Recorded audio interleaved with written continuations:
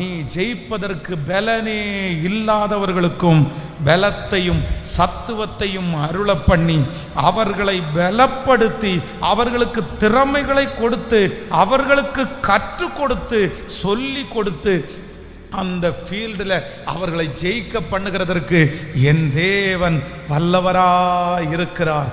தள்ளப்பட்டிருக்கலாம், புறக்கணிக்கப்பட்டிருக்கலாம், உனக்கு டேலண்ட் இல்லைன்னு சொல்லி இருக்கலாம், நீ இதுக்கு செட்டாக மாட்ட அப்படின்னு சொல்லலாம். இங்கே இருக்கிற அந்த சத்தத்தை கேட்கிற யாரையோ ஒருத்தரை பார்த்து நீ அன்ஃபிட்டுப்பா, நீ அன்ஃபிட்டுப்பா, நீ இந்த இடத்துல ஃபிட்டாக மாட்ட, எப்படி இந்த இடத்துல கொண்டு வந்து உன்னை நிறுத்துறது, இதெல்லாம் உனக்கு தெரியாது, இதெல்லாம் நீ எத்தனை வருஷம் படிக்க முடியும்?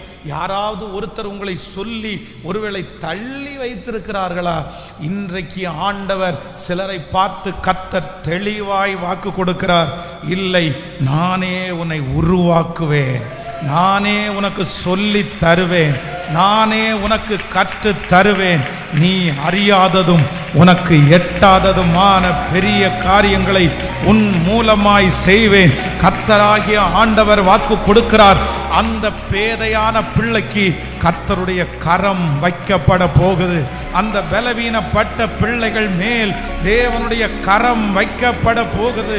மனுஷன் புறக்கணிக்கலாம், சொந்தம் புறக்கணிக்கலாம், சுற்றி இருக்கிறவர் அன்பிட் அப்படின்னு சொல்லலாம்.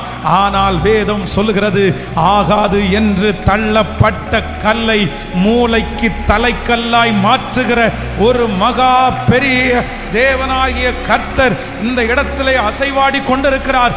அவருடைய வல்லமை மகிமையா இங்கே இறங்கி வருகிறது.